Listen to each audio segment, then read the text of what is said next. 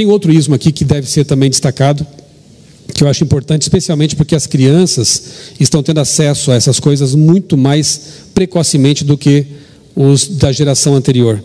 Moral decadente e inversão de valores. E eu gosto de dar esse exemplo aqui, ó. Em 1971, um ano antes de eu nascer, quando o Felipe já tinha nascido... Ah, não, acho que me enganei aqui, né, Felipe?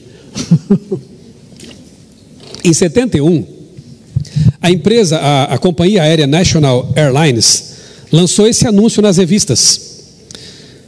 Eu sou Cheryl, voe comigo.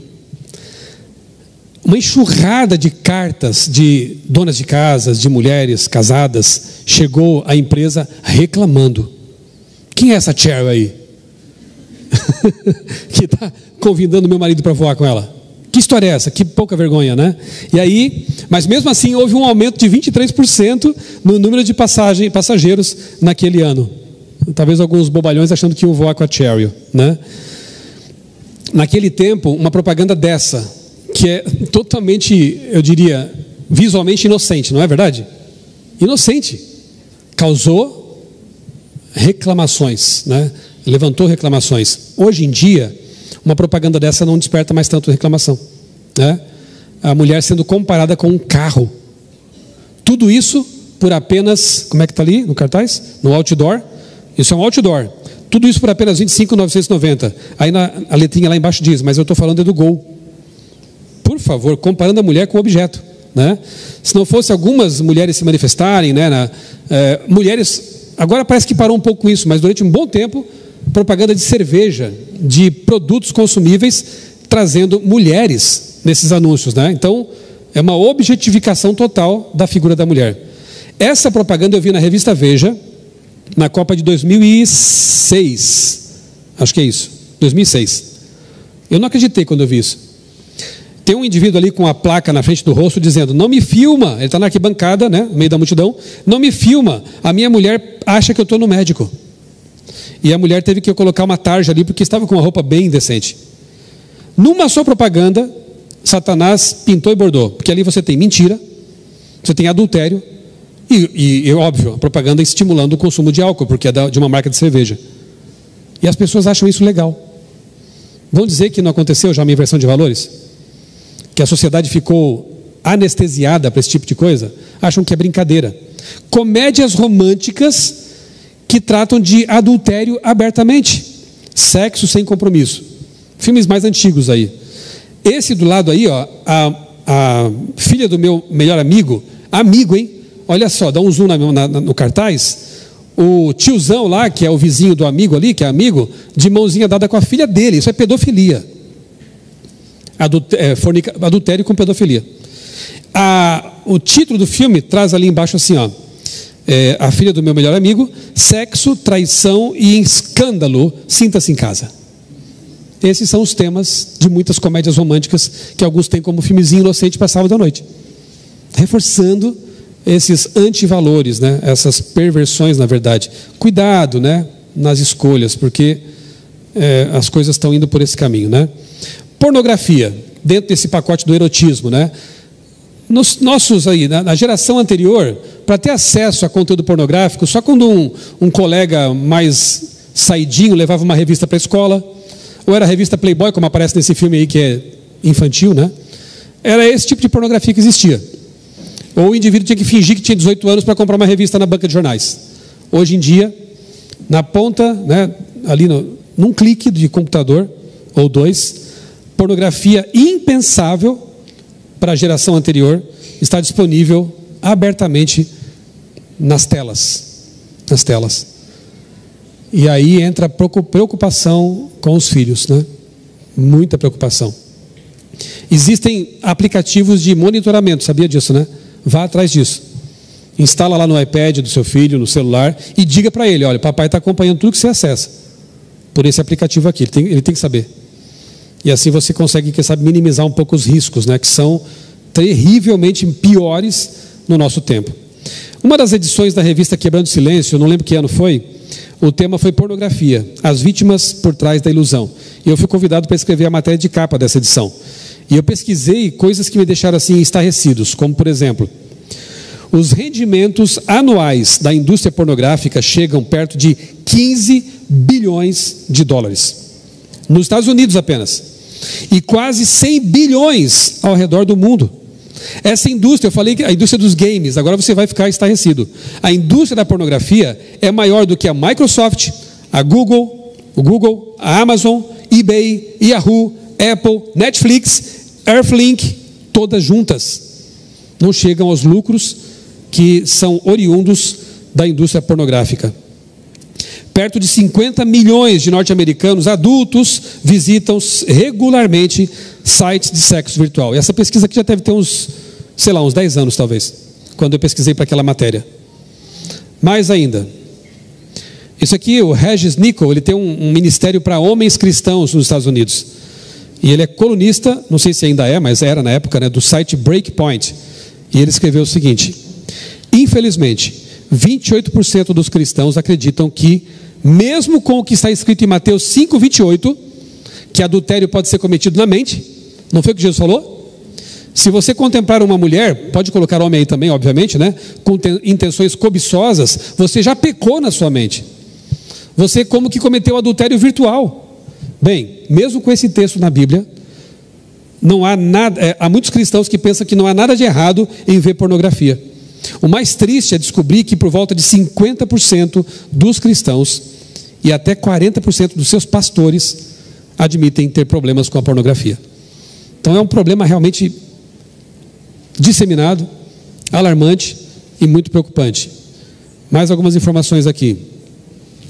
Pesquisa feita pela Universidade de Pádua, na Itália, indicou que 70% dos homens jovens que procuravam neurologistas por ter um desempenho sexual ruim admitiam consumo frequente de pornografia na internet. E isso tem que ver com resposta dopamínica.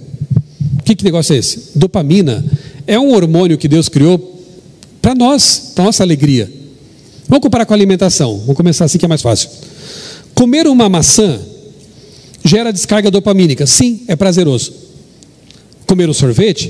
Também. E, claro, muito mais. Porque ele tem açúcar refinado, gordura. Ele foi feito para dar uma descarga poderosa de dopamina.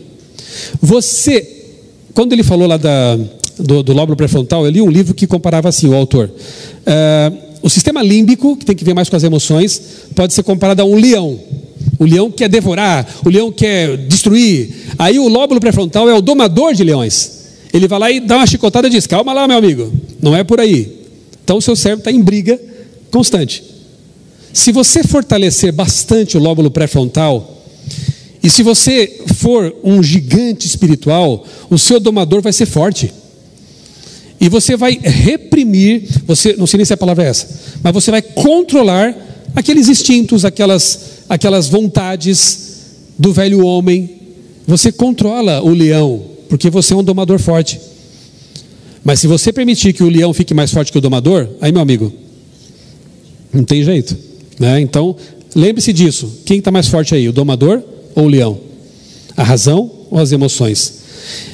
Pornografia, assim como o sexo que Deus criou, o sexo natural, ambos geram dopamina. Ambos são prazerosos. Mas você, racionalmente, vai escolher o que vai te dar prazer. Aí é o domador dizendo para o leão: peraí, meu amigo, maçã dá prazer, sorvete dá prazer, mas eu prefiro comer mais a maçã, porque ela é saudável. Então você diz para o leão o que ele vai comer. Nas escolhas semelhantes a essa da alimentação, no que diz respeito à pornografia, o sexo que Deus criou, mesma coisa. Você sabe o que Deus estabeleceu para o sexo. No casamento, é uma relação monogâmica de fidelidade, e fora disso, qualquer coisa fora disso, porneia, né? É desvio. Você vai dizer para o seu leão o seguinte: olha, não, é aqui o que Deus criou, é o melhor, e é o que dá prazer de forma lícita e abençoada. E eu quero ter a bênção de Deus. Então você escolhe. A razão tem que dominar as emoções. A razão tem que dizer para o seu cérebro o que ele deve consumir para ter prazer. Dopamina. 70% dos jovens italianos que procuram neurologistas estão tendo desempenho ruim no sexo. Ou ejaculação precoce, ou impotência sexual. São jovens. Por quê? Porque a mente foi deturpada pela pornografia. De forma que o sexo criado por Deus já não dá mais o mesmo prazer que poderia dar. Deu para perceber? A pessoa que acostumou o seu paladar com comidas nocivas vai demorar um tempo para voltar a ter prazer na frutose, por exemplo, porque ela adora a sacarose refinada. E no sexo acontece algo parecido com isso. Mas tem um livro aqui do William Struthers, infelizmente não foi traduzido ainda, né? Wired for Intimacy. Ele diz assim, ó: os homens parecem ter sido feitos de tal maneira que a pornografia... São livros seculares agora, tá? Fontes não são cristãs. Os homens parecem ter sido feitos de tal maneira que a pornografia sequestra o funcionamento adequado do seu cérebro e tem efeito de longo prazo em seus pensamentos e sua vida. Parece, pelas pesquisas, que as meninas são mais fisgadas por histórias, romances e redes sociais. Os meninos acontece mais pelos jogos e pornografia. Então é a configuração do cérebro. E é o cérebro feminino e o cérebro masculino, sim. Por mais que alguns queiram dizer que isso é imposição da biologia, né? Mas a biologia não tem ideologia. Quando morrer, o antropólogo vai chegar lá e vai dizer: isso aqui é o esqueleto de homem, isso aqui é o esqueleto de mulher. Fazer o quê, né? É assim. Foi como Deus criou. Então, os meninos têm que ser especialmente monitorados por causa desse perigo aqui, né? Uma vez fisgados, depois, a gente que é pastor, né, acaba às vezes recebendo contato, ou pessoas nos procuram que dá vontade de chorar junto, assim, sabe? Pessoas que estão escravizadas por essa praga da pornografia, que se sentem indignas diante de Deus, que muitas querem tirar a própria vida, porque não aguentam mais essa vida de miséria. É um ciclo repetitivo, né? Ele não quer, mas ele cai no vício, depois ele se culpa e volta. É uma coisa bem complicada. O ideal é não entrar nessa. Mas depois que entrou, buscar ajuda pastoral, buscar ajuda profissional para se libertar. Um outro livro aqui é de uma autora, Gayle Dines. O livro chama Pornland. Ela diz: quanto mais erotizamos essas imagens, mais dizemos aos homens que é dessa maneira que eles devem tratar as mulheres, que eles devem achar isso excitante, e os garotos vão construir sua identidade sexual em torno dessas imagens, que muitas vezes envolve sofrimento, exploração sexual, abuso sexual, glamorizados pela pornografia. E aí muitos rapazes vão achar que isso que é o normal, né? É interessante ver como algumas publicações seculares, algumas até mais apimentadas, tipo essa revista aí, não sei se existe ainda, vão aos poucos admitindo o que a gente já falava lá atrás. Pornografia, quando o hábito acaba prejudicando o sexo real. É o que os especialistas estavam falando há tempos já, né? Como a pessoa pode se sentir infeliz com o sexo que Deus criou, porque ela alimentou a mente com uma coisa irreal, com uma coisa pervertida. Outra publicação, revista Veja, olha aí, revistas seculares. O cérebro pornô. Estamos diante de um novo vício? Finalmente admitindo que sim, é um vício. Mas uma imprensa hipócrita, né? Porque alguns canais de TV, por exemplo, né, que depois fazem documentários alarmados com o aumento de meninas adolescentes grávidas, o aumento de doenças sexualmente transmissíveis, ficam alarmados com isso. Mas é o mesmo canal que promove funk, nudez, erotismo. Não é uma hipocrisia? Promover a coisa e depois se escandalizar com essa coisa? Se espantar com essa coisa? Realmente é um mundo torto, né?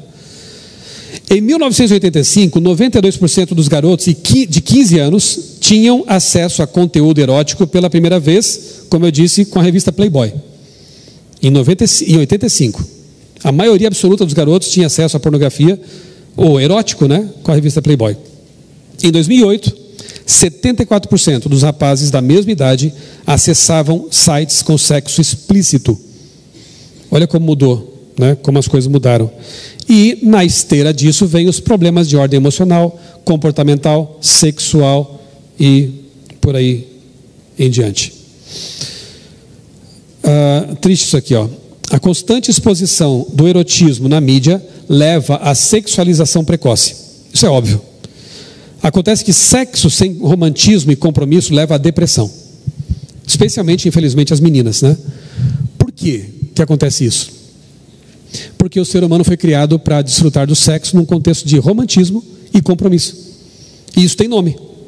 Qual o nome disso? Casamento. Está provado. Fizeram uma pesquisa nos Estados Unidos, se não me engano, o nome era até... eu vou errar, porque eu não lembro agora, mas é tipo assim... a vida sexual das irmãzinhas da igreja. Alguma coisa assim.